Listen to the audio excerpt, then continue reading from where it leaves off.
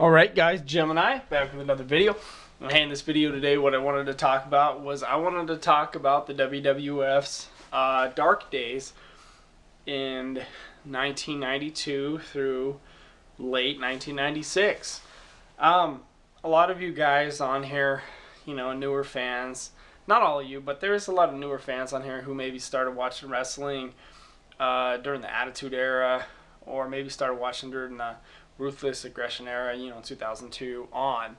That's fine. I'm not judging you or anything, but I guess this video would be more so for fans who were watching wrestling in the early 90s, and specifically 92 through 96, late 96, because that it's opinion. I don't have any actual dates, but WWF in 1992, everyone knows, got in big trouble.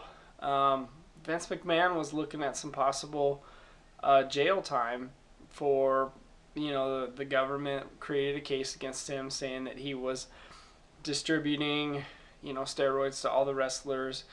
And, Superstar Billy Graham and all these wrestlers were going on Phil Donahue and Inside Edition and saying, yeah, that Vince was pumping steroids, Vince was distributing it, and all the stuff. And man, it really killed the show 92 through 96, because Vince was so distracted by his steroid trial, and he was so distracted with possible prison time that Vince really couldn't concentrate on the wrestling product. And the wrestling product 92 through 96 really suffered, and this almost killed the WWF. If it wasn't for, Hall and Nash and everybody who helped him fill those buildings back up in 95 and 96, and Shawn Michaels and Bret Hart and Undertaker, Vince wouldn't have a WWE today.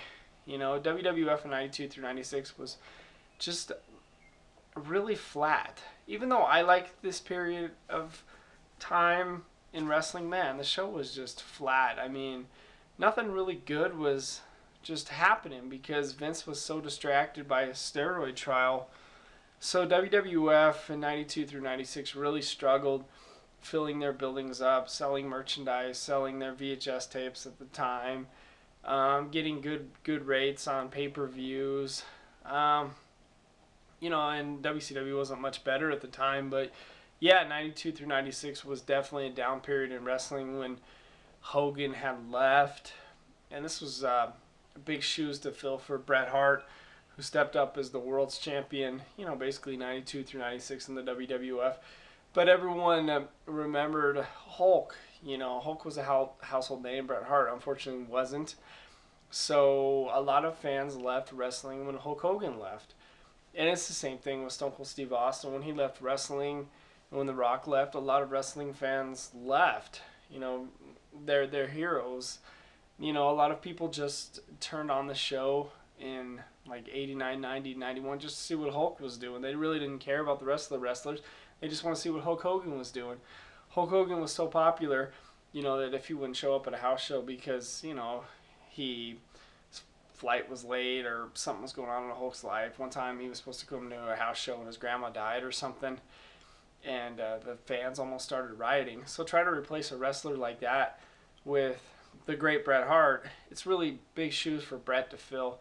And Bret filled it well, and Shawn Michaels filled it well, and Kevin Nash, and they all filled it well, but it was tough to come back from until late 96 when Austin, took off and started running the show. That's when WWF started coming back with the help of a lot of other stars, Triple H and, Mankind, and The Rock was starting to get there, but man, 92 through 96 almost killed wrestling, because Vince's brain wasn't there, Vince's brain wasn't behind it. He just was looking at prison time, and man, I really like the pay-per-views though, 92 through 96. It's true that 92 through 96 was definitely the dark days in the WWE. I don't think anyone can dispute that, but it wasn't all Vince's fault. Obviously he was proven not guilty in a court of law, so I just want to speak a little bit about 92 through 96 being WWF's dark days. If you remember this and you lived through it, make sure you write a comment below and let me know what you think about the dark days in the WWF 92 through 96. Thank you. I'm Gemini. I'm out.